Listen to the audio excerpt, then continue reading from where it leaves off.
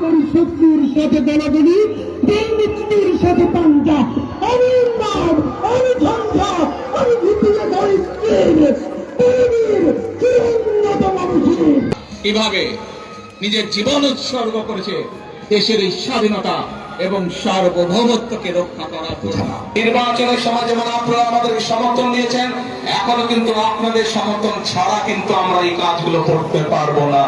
জনগণের সমর্থন ছাড়া দেশ উন্নয়নের কাজ করা সম্ভব নয়। জনগণ সমর্থন দিলে, কারণ আমরা বিশ্বাস করি জনগণই হচ্ছে আমাদের সকল ক্ষমতার উৎস।